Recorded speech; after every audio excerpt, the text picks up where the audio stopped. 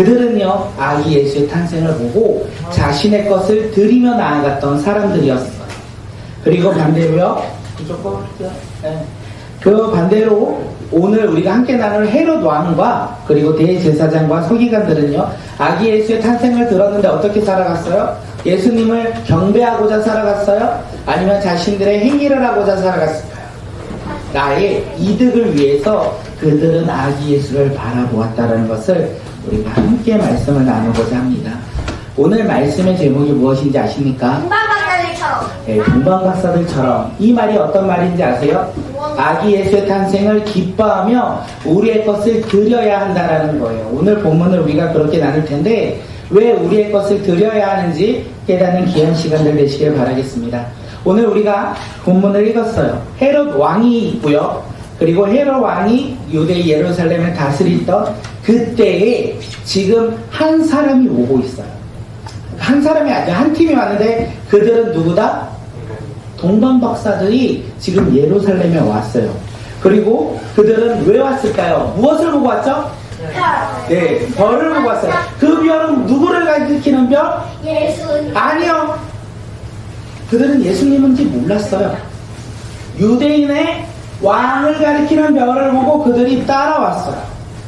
그런데 문제가 무엇인지 아세요? 예루살렘에 왔는데 누가 왕이 될지, 누가 왕으로 태어나는지, 누가 유대인의 왕으로서 태어났는지 그들은 알까요? 못 알까요? 몰라요. 알지 못하였다는 거예요. 그래서 동방박사들이 영상을 보니까 어디로 갔다고 하죠? 왕궁으로 갔다라고 얘기를 해요. 그들은 왕궁으로 갑니다. 동방박사들이 찾고 있는 유대인의 왕은 누구죠? 우리는 알고 있죠. 예수 그리스도. 맞아요. 예수님이에요. 예수님이 누구시죠? 하나님의 아들로서 이 땅 가운데 어떻게 해요? 우리를 사랑하시고 오신 분, 십자가에 못 박혀서 우리를 구원하실 분이 바로 예수님이라는 거예요. 그들이 찾고 있는 그 동방박사들이 찾고 있는 유대인의 별을 가리켰던 그 아기 예수는 우리를 구원할 구원자라고 이야기하고 있습니다. 그런데 동방박사들의 문제는 무엇이냐면 정확하게 유대인의 왕이 누구인지 몰랐어요. 그와 동일하게요, 또 다른 문제가 지금 소동이 일어나요. 그 이야기로. 동방박사들 때문에 승질나는 사람들이 있어요. 누굴까요? 아, 맞아요. 우리 예수님가요, 어저께부터 파이팅이 되게 좋거든요.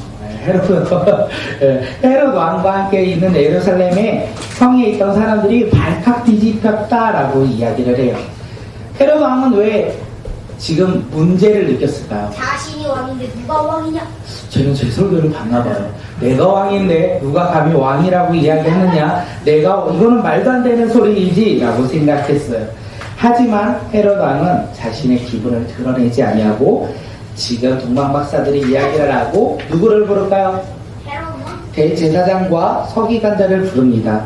다시 말해서 하나님의 말씀을 읽고 하나님께 제사를 드리던 그 사람들을 불러요. 부르고 이야기를 하죠. 야, 저기에서 동방박사들이 왔는데 유대인의 왕이 태어날 때, 메시아가 태어났대. 그 메시아가 누구인지 아냐? 이렇게 물어보니까 그들이요, 그리스도가 어디에서 태어나실지 이렇게 물어볼 때 그들이 말했대.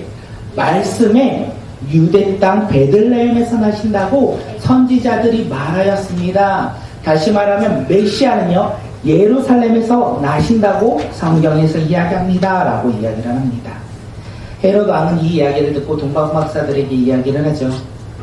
뭐라고요? 자신이 들은 이 유대인의 왕이, 너희들이 유대인의 왕이라고 생각했던 분이 어디에서 태어나냐면 유대 베들레헴에서 태어날 것이다 얘기하면서 뭐라고 하냐면 한마디 더 붙입니다. 그 아이를 찾는다면 나에게 알려달라고. 내가 가서 경배 드릴 것이라고 이야기를 해요. 지금 생각하고 있는데 뭘 생각하냐면 지금 제가 메아린 것 같아요. 얘가 말하고 제가 똑같이 말하지 마. 네, 그래서 메시아를 내가 찾아서 예배하기 위해 찾는다면 나에게 알려달라 이렇게 했는데 나중에 성경을 보면 어떻느냐 하면 아이를 찾는다면 자기가 죽이고자 해요. 왜냐하면 유대인의 왕은 오직 나밖에 없다라고 생각했기 때문에 그렇습니다. 우리가 여기서 생각해야 되는 거예요. 그동안 우리가 이틀 동안 하나님이 나를 사랑하시고 이 땅 가운데 하나님의 아들 예수 그리스도를 보내주셔서 나를 구원하신 기쁜 날이 바로 성탄주일이다, 성탄이다 이렇게 얘기했는데 우리의 삶이 어때야 되냐는 거예요. 그게 무엇이냐면 대제사장과 서기관들은요 한평생 하나님의 말씀을 읽고 그리고 하나님께 예배드렸던 사람들이에요.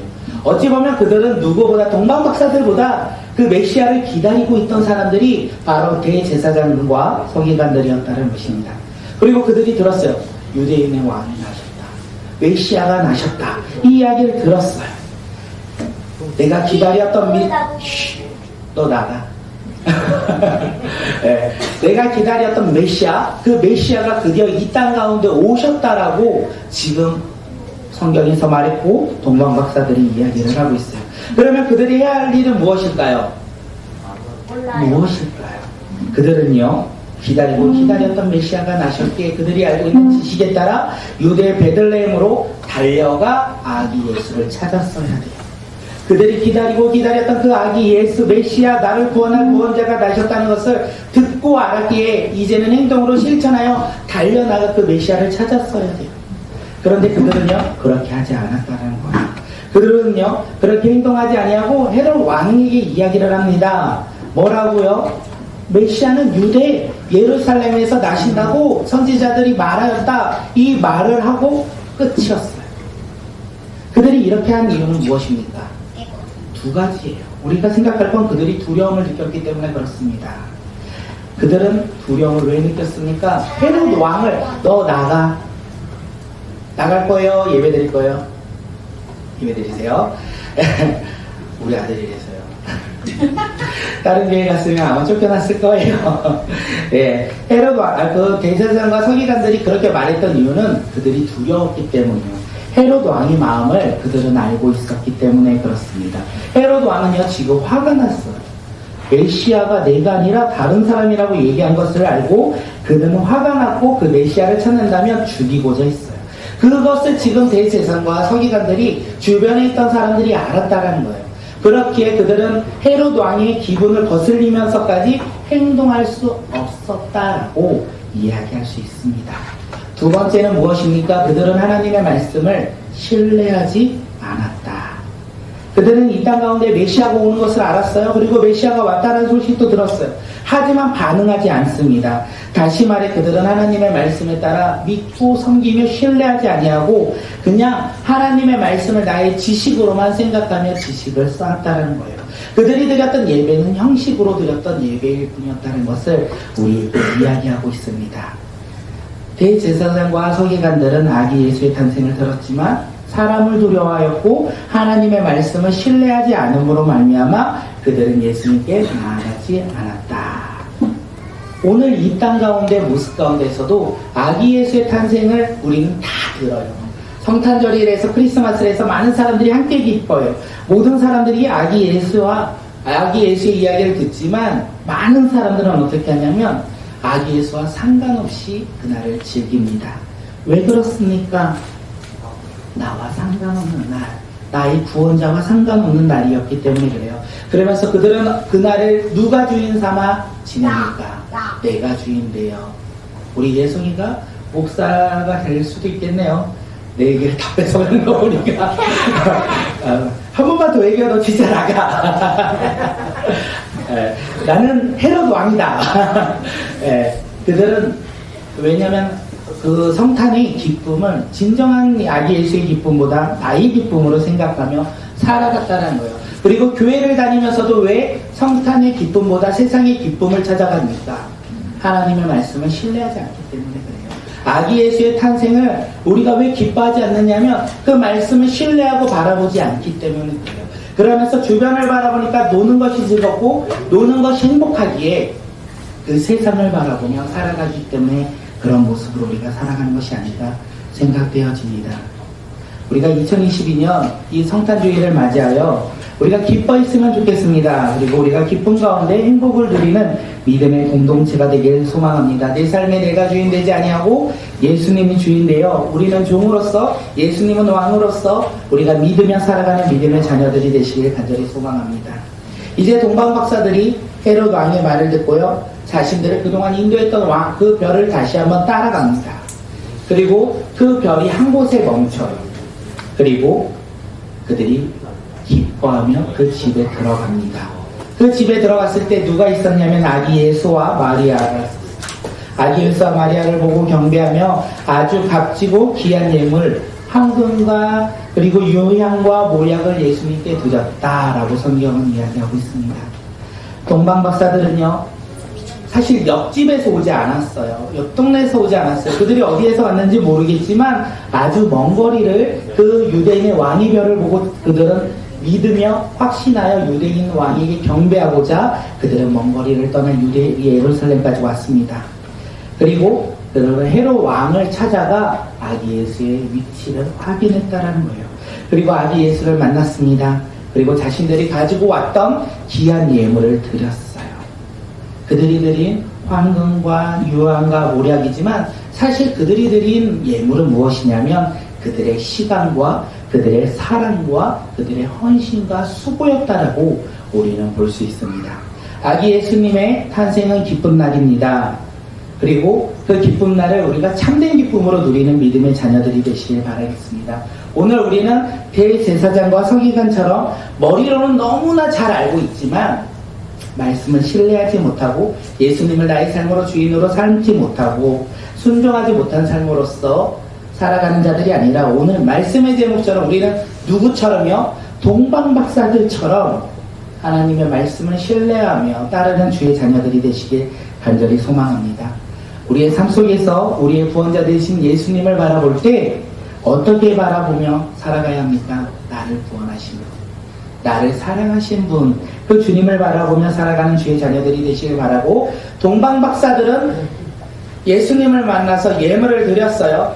무엇을 드렸죠? 나의 시간을 드렸고, 나의 무엇을 드렸다고요? 수고를 드렸고, 또요? 나의 사랑을 드렸고, 나의 헌신을 드렸다는 거예요. 오늘 우리도 동방박사처럼 예수 그리스도를 믿는 믿음의 자녀로서 이 세상 가운데 무엇을 드리겠습니까? 이게 요번 주 성탄주의를 맞아 마지막으로 드리는 메시지예요. 하나님이 나를 사랑하셨고 나를 위해 이 땅 가운데 돌아가셨고 나를 하나님의 자녀로 삼아 주셨다. 그런데 나는 이제 어떻게 살 것인가? 나는 동방박사들처럼 하나님을 예배하는 예배자로서 살아가야 하는데 그 살아가는 삶이란 드려야 된다는 거예요. 시간도 드리고 사랑도 드리고 수고와 헌신도 드리고 그리고 이웃에게 복음도 전하고 살아가는 우리의 모습이어야 된다는 것입니다. 우리가 이번 연말연시에 무엇을 바라보며 사시겠습니까?